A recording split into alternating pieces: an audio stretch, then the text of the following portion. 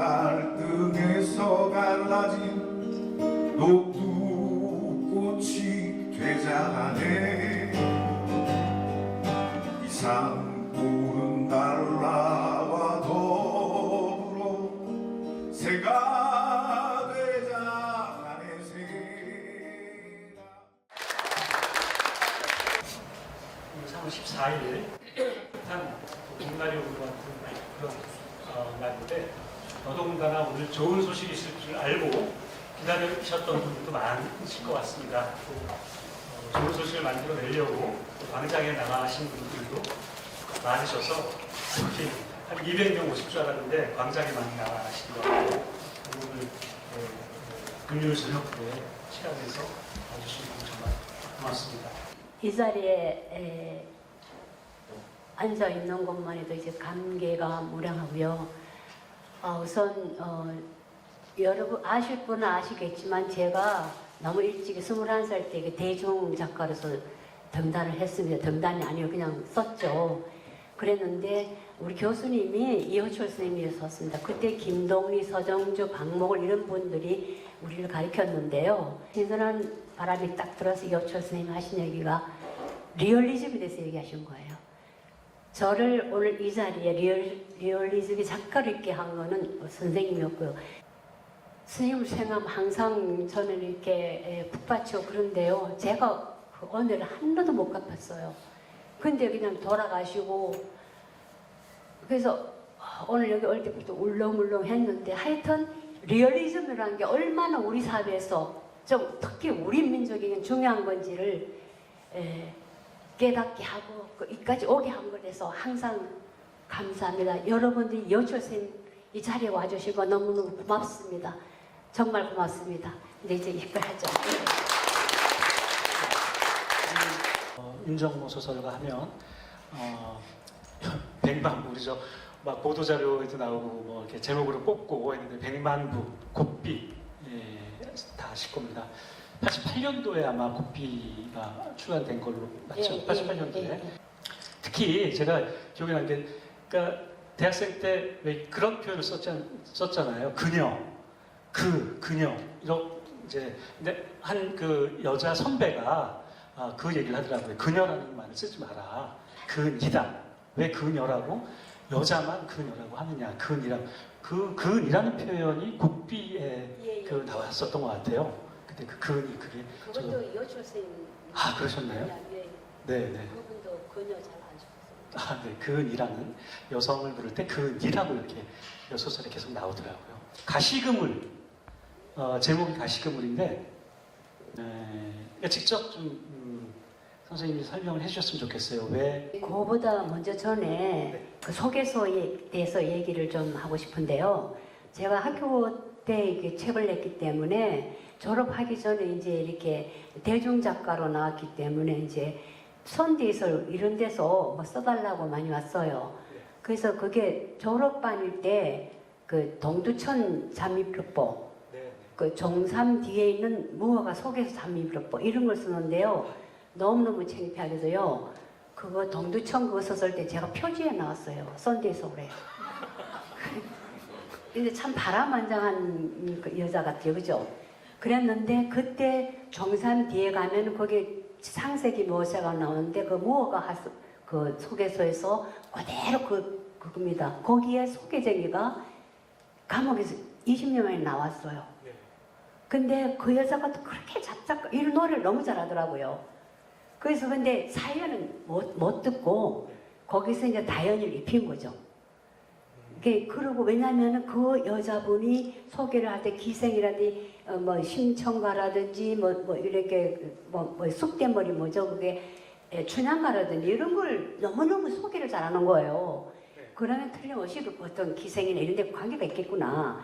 근데 그 사람 끝까지 입을 다물어서 못했는데 그 소개서 풍경은 제가 그것도 또 선대서를 쓴 거예요. 근데 그거 하고 난 뒤에 너무 그 소재가 너무 이렇게 아까운 사람이 와서 참 사람이 고급진데 이렇게 아닌 것 같아. 제가 단편을 쓴 게 또 있어요. 썼는데 그게 5번인가 신춘에 떨어졌어요.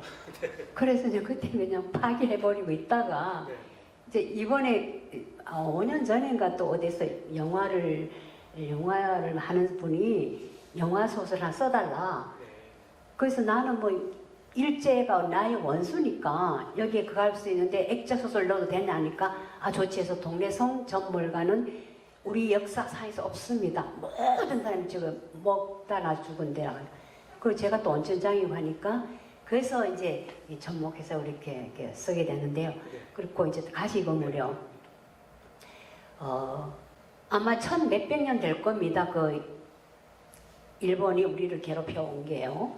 그 괴롭혀 이제 신라 시대 때 그 당한 주변에 그 간포란 어디서 학살당한 흔적인 게에게 또 이 얘기도 아직도 전하고 있거든요. 그런 거와 그리고 걔네들 그 괴롭히는 이거 구석구석이 우리를 잡아서 이렇게 하는데 뿐만 아니라 그 가시로 친 거물로 잡았다. 그런 생각이 드는 거예요. 그래서 이제 하다가 동래성까지 해서 모든 역사적으로 우리가 얘네들한테 가시거물에 걸린 거다. 그래서 이렇게 했는데 이거 뭐 가시거물에 걸렸다고 해서 뭐 지금 시간도 많이 지났고 하니까 이걸 해쳐 나가야겠다. 그래서 가장 강한 가시거물을 주어 가시거물을 해치는 걸 하자. 그래서 가시거물 했습니다. 네. 원래 경북 월성 예예 고향이시고 동래장 부산 동래장에서 오래 사셨고 이 소설에 나오는 이제 여러 가지 배경도 이제 부산 동래 온천장을 배경으로 하고 있잖아요. 그리고 그래서 아마 그 소설에 나온 여러 가지 그 배경, 장소 이런 것들이 아마 그 동래장 사셨던 그 거기서 이제 나온 그게 아닌가 생각이 되는데요. 그 동래장 사실 때 한번 좀 얘기 좀 해주시죠. 거기 뭐 기생들이 살던데 뭐 이런 게 쭉 나오는데. 근데요, 그 시골에서, 그러니까 우리 삼촌이 밤에 어디 뭐 놀러 가면 따라간다 그러면은, 올빼미가 눈 빼먹는다 그러면은, 이러고 이제 안 빼뭘, 이래서 따라가 다녔던 아주 촌뜨기가 온천장에 오니까, 거기는 온천물 문화, 그다음에 상춘객, 금강 오니까 상춘객 문화, 모든 문화들이 다양한 문화들이 함께 돌아가고 있는 거 너무 눈이 팽팽 도는 거예요. 그래서 밤마다 그 중심지에 나와서 보는데 내원산이 이렇게 그리고 또 캬바레도 있어요. 그래서 내가 순이 뭐 이런 노래 들어온 기억나. 제가 그런 데서 기억력이 굉장히 좋아요. 그래가 쫓겨나게 되는데 그 구경하다가 근데 처음에는 그 촌뜨기가 와서 내원산이 이렇게 있는데 그게 우리 할머니 얘기처럼 하늘에 있는 별이 왜냐하면 시골에서는 별이랑 빛이랑 별이 별밖에 없으니까 별과 달 하늘에 있는 별이 변신해서 저 네온이 됐다 이제 상상을 하는 거 10살짜리가 그렇게 이제 해서 이렇게 하면서 이렇게 아주 그 시골 문화와 이거 잡다한 문화에서 나를 이제 어지럽고 혼란스러우면서 이제 나를 만들어가는 거죠. 그래 가다 보니까 이쪽에 가면은 기생 문화가 있고 저쪽에 가면 또 막 동네 합춤하는 그 팀이 있고 좀 장정동 저 안에 들어가면 옛날 선비들 너무너무 가난한 선비들 독보자 다처럼서 봄 되면 뭐 시조 이런 것도 하고 참 희한한 동네인 거예요. 그러니까 뭐 캬바레 착착착 하는 캬바레에서 캬바레 그것도 구경하고 또 기생들 막 하면 그거 가서 구경하고 이래서 나에게 지금 또 캬바레 하는 그 스텝이 생각이 나고 그다음에 기생들이 노래 부르는 여기 동기들 부르는 쑥대 머리 이러는 거 있죠. 그게 가사가 다 기억이 나요. 그리고 뭐 수군춤 이런 거 다 기억이 나요. 그 구경 이렇게 하면서 이렇게 따라해보게 되고 그런 문화 왜 그렇게 됐냐면은 우리 엄마의 저 직장이 거기 책에도 나오지만 여중이란 거였습니다. 요리집에서 신부를 하는 사람요. 그래서 나 공부시키려고 이렇게 하니까 그 요리집에서 일하는 데서 이런 기생들 파티를 많이 합니다. 그럼 또 그냥 그거 이제 구경하다가 일 다 끝나면 별자리라는 일을 사와서 끝나고 가면은 생선이라도 먹을 게 너무 많이 남잖아요. 그것도 주워 먹는 그런 재미. 그러니까 거기에서는 다양한 그 기생들 바탕고추 이런 것도 보고 그러니까 하여튼 그게 다 이렇게 하나씩 별처럼 돌면서 하나의 뭐의 나의 공간을 만든 것 같아요. 네. 온천장이란 참 특별한 데입니다. 그런가 하면은 오장춘 박사가 원예고등학교 교장이었어요. 거기서 돌아가셨어요. 네. 시 없는 수박 그 유명한 분이잖아요. 네, 네, 우장춘 박사. 근데 그 사람은 그거 듣고 연구천하고 막 따라다니는 거예요, 그것도. 그리고 그거 하여튼 뭐 이상한 짓거리를 네. 참 많이 했어요, 제가. 네. 원전장이랑 정말 특이하고 매력적이고 네. 참 이렇게 표현할 게 많고 생각할 게 많고 그런 데입니다. 네, 네. 이 소설에 그런 장면들이 자주 나왔던 것 같아요. 지금 말씀 들어보니까. 그리고 소설도 다 여기 지금 담겨져 있는 것 같습니다. 그러니까 그 거기가 해방 전에, 그러니까 식민지 시대에 부산 일본하고 가까우니까 일본 사람들이 굉장히 많이 거주를 했을 것이고. 자기를 다 차지했죠. 네, 네. 백호백이 우리 한국 사람 없었고. 네. 그리고 해방되고 나서도 이제 이승만 정부라든지 박정 정부 때도 그때도 이제 또 다시 그 요정 문화라든지 그런 유흥문화 같은 게 굉장히 많이 온천하고 같이 이렇게 결합돼서 굉장히 많이 있었던 그런 동네. 예, 그렇죠. 박정희 때는요, 네. 지프차가 그냥 쫙 깔려 있고 나는 네. 정호영도 보고 기억도 해요. 지금 그 대한항공 있죠, 그 사장 네. 돌아가신 분요. 네, 네. 저기 처음 사람이요. 그분 나 어릴 때 봤어요. 찝차 부산을 만들어가지고 와서 그래서 내가 이렇게 나는 하도 호기심이 많아서요. 뭐든지 다 봐야 되는 거예요. 그렇게 근데 바퀴가 이만한 걸 그 사람이 만들었어요. 네. 그래서 신기해서 보고 이렇게 타고 싶나 이러시더라고요. 아 타고 싶죠. 이게 좀 이따가 오늘 태워줄게 이랬는데 우리 엄마한테 잡혀서 네. 못 갔죠. 네. 네.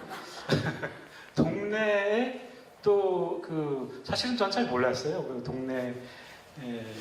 동네성 그 이제 송상현 그 임진왜란 싸움 그 역사 배우긴 했지만 동네를 잘 몰랐는데 그 학춤 이 소설에 나오지 않습니까? 예.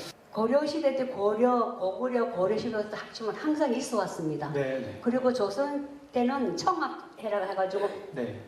머리 이렇게 다 해서 이렇게 한 게 있었죠. 네. 동네 학춤은 전혀 그게 발생 그게 이유가 다르니까 네. 선비들의 춤이거든요. 네.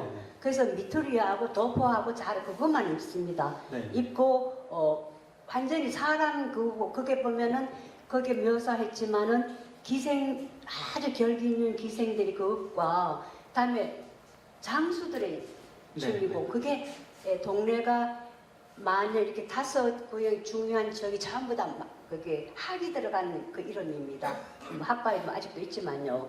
그렇게 했을 때 거기서 사람이 학이 원천지니까 그 학춤이 나왔고 그 선비들의 애완 그런 것이 만들어졌다고 그러더라고요. 근데 나는 학춤이 그때도 있었다고 생각해요. 그 송상현 씨 그때도. 아, 네. 왜냐면은 거기 아이들이 그 학과에 많이 갔다는 그런 구절이 있거든요. 그래서 철려시 학춤은 왜냐면 선비춤 기계가 있고 막 장선 뛰어오르고 네. 이거는 네. 뭐 이런 게 별로 없고 그냥 아주 결기가 있잖아요. 네. 네. 아마 그랬을 거다 해서 이제 이렇게 접목하고 누가 그 최희환 씨는 누가 그거 설명한 것도 그런 게 있고 네. 네. 네. 그래서 분명히 거기서 나왔을 겁니다. 예, 학춤, 그러니까 동네 학춤을 보니까 그 선비가 갓을 쓰고 그 도포 자락을 막 휘날리면서 마치 날개짓을 하듯이 그래서 굉장히 힘차고 뭐 그런 그러니까 남자들의 춤이었던 거죠. 이 소설에 보면 주인공 송다현이 이제 그걸 이제 배우고 싶어 했는데 이제 어떻게 여자가 그런 걸 배우냐 뭐 이런 이야기도 나오는데 이제 보신 분들은 아시겠지만 그러니까 송다현이 학춤을 배우고 또 그 뒷부분에 이제 학이 또 나오지 않습니까? 동래성 순절도 그 이야기가 이제 나오면서 거기에 마지막 장면에 송상현 부사가 외구들하고 임진왜란이죠. 그러니까 치열한 마지막 전투를 벌이고 이제 결국 전사하죠. 전사하고 그 아들 서자 기열이 이제 돌아가서 노을이 지는 노을을 보는데 학들이 막 날라오는 이제 그런 장면, 마침 굉장히 장엄한 그림을 영화를 보는 한 장면 보는 것 같은 그런 장면도 나오고 하는데 이 소설에서 저는 뭔가 있을 것 같아요. 전설도 선생님이 있습니다. 네? 전설도 있습니다. 전설도 하긴, 예, 그러니까 말씀. 뭔가 이 소설에 가시그물리 소설에 학이 등장하고 또 학춤이 등장하는 물론 동네가 배경이라서 이제 뭐 그럴 수도 있다라는 생각이 들지만 뭔가 상징하거나 뭐 그런 게 있지 않을까라는 생각이 저는 들었어요. 그런 게 있나요? 그러니까 우선 네. 학은 굉장히 고귀하잖아요. 고귀한 네. 그리고 그 선비적인 풍도 있고 옛날 우리 장군들은요. 네. 그렇게 장수들은 이렇게 좀 요새 뭐 정원에 전도한 같지 않았습니다. 그분들은 굉장히 기계가 있고 굉장히 학식이 있고 예, 그리고 우선 전 세계 전세로 깨뜨려 보이고 현란을 가졌거든요. 내가 아까 얘기 잠깐 하려다 말았던 게 있는데 정발 씨 있잖아요. 네네. 그 부산 정발 진성 그 장군이요. 네네. 그 사람이 그 지금 아까 그 영도에 있었다 그랬죠. 네. 그걸 옛날에 전령도였거든요. 네. 그걸로 막 말 타고 가서 거기 그 사람 그분이 일부 외척들을 발견하는 겁니다. 아, 네. 그래서 그분이 그거를 알고는 오늘 것이하고 알고는 매일매일 글로 순찰을 하셨어요. 직접 네. 본인이 네. 말 타고. 그래서 오는데 보니까 세하는데 한 척, 두 척, 거기 막 말도 아니게 많거든요. 그래서 빨리 돌아가서 또 거기 부산 진성을 말뚝박기 한 거예요. 그렇게 다. 네. 선비나 장수나 모든 기계는 네. 아주 우아하고 네. 아주 절개가 있고 아주 결계가 있으니까 그거에 대해서 학춤으로 다 얘기하거든요. 네. 학춤은 모든 걸 다 얘기합니다. 네. 네. 네. 그래서 그렇게 하고 네. 네. 연관시킨 거죠. 알겠습니다. 이 소설이 잔류 일본인에 관한 이야기인 건데 다 아시죠?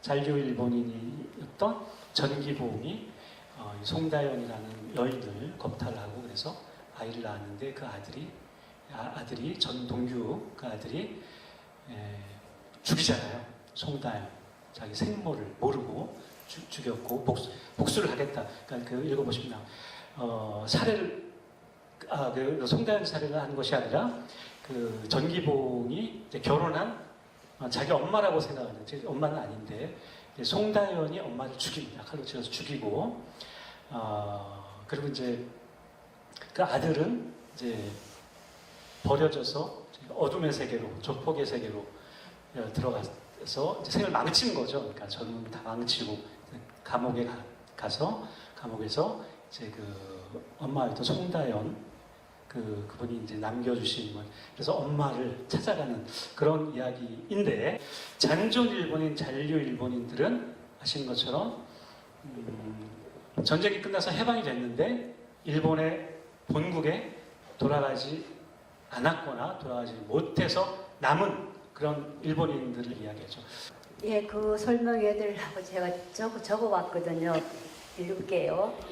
먼저 외구 토착 세력에 대해 설명하겠습니다. 호적 언어로는 미고 성관이라고 합니다. 성시와 본관을 고찰할 수 없음을 뜻하는데요. 그 이유는 전쟁 등 난리통에 고아로 태어나 조상을 알 수 없음과 그 다음 두 번째는 신분 세탁일 것입니다. 근대 역사에서 급작스럽게 수많은 신분이 세탁이 있었던 시기는 광복 직후였는데 그 이유가 바로 외국의 패망이 있습니다. 일제 패망 후 남한에 남은 자가 100만이 훨씬 넘었는데 그들 모두 일제 때 조선인 착취로 돈을 많이 번 사람들입니다. 그런 그들이 단시간에 재산을 다 챙길 수도 없고 또 원자폭탄으로 쑥대밭이 된 섬나라로 돌아가고 싶지도 않았고 그래서 성과 이름을 세탁해서 남았던 것이죠. 그들의 후손이 현재 900만이 되고 그들이 지금 뉴라이트라고 불리는 자들이 중심이라고 합니다. 물론 뭔지도 모르고 몇 분의 때문에 그 속에 들어간 정신 나간 사람들도 있겠지만 일제라는 집단이 우위였으니 그 후손을 통틀어 뉴라이트라고 부르는데 이를 정확하게 명명하면 뉴라이트가 아니라 그들은 뉴트리아 즉 외래종이니까 우리는 그들을 토착 외구라고 불러야 합니다. 그래야 맞습니다. 이 소설에서는 토착 외구들이 번제 행위를 다루고 있지만 그건 빙산의 일각입니다. 외부 토착 세력자들이 궁극적 목적은 정말입니다. 대한민국을 일본으로 바꾸는 것입니다. 그들은 끊임없이 우리들이 바른 역사를 지우거나 뭉개는 일을 할 것입니다. 그 인구가 늘어나고 세력이 커지고 계속해서 부를 축적한다면 900만 그 만만한 수 아닙니다. 우리의 미래는 선열 애국자들이 세워준 민족의 기둥은 안전할 수 있을까요? 우리나라는 우리들 후손에 운영되어야 합니다. 애국 선열들이 바랐던 것도 바로 그것입니다. 우리는 미래를 위한 보루를 세우고 그 미래를 지키기 위해서 저들이 과대망상을 친일조차도 묵인하거나 용서하지 말아야 합니다. 이게 제 소망입니다. 네, 제가 일본을 천성하게 된 거는 학교에 가면은 3.1절을 이야기하고 광복절을 이야기하는데 왜냐면 다 죽일 놈들인데 집에 돌아오면 주변에는 전부 일제물건이 최고예요. 일본 사람이 다 잘하고 조선은 핫바지고 그래요. 여기서 기분이 빈정이 상하고 근데 왜 그렇게 되는지를 모르겠고 그리고 기생문화는 기생 이런 건 전부 다 일본은 또 상관이 없어요. 그게 자꾸 머리에서 굴러오다가 나중에는 이제 우리 아버지가 학병이라는 걸 알았습니다. 그 김해 교도소에서 이렇게 그에서 나왔을 때 아주 사람도 아니더라고 도망하다가 이제 그렇게 잡혀서 그랬다는데 그때부터 이제 나 일본하고 붙어야 되겠다 그렇게 생각해서 일본을 계속해서 이렇게 그 소설에서는 우리 아버지라는 존재를 나쁜 놈, 개 같은 놈을 만들었다가 또 좋은 놈으로 만들어 이렇게 하지만은 그게 우리 민중사의 앞과 뒤를 이제 다 보이기 위해서 이렇게 주인공들을 이렇게 만들어 놓은 거죠. 그래서 그 일제사를 했는데 온천장이라는 거로 해서 내가 처음 그런 생각을 가졌던 온천장으로서 그 얘기를 함으로써 이제 일제사 얘기 때문에 할 게 없는 거예요. 그래서 일본 이야기는 이것으로 이제 끝내도 되겠다. 그렇게 해서 일본사는 이제 끝내기로 했습니다. 네.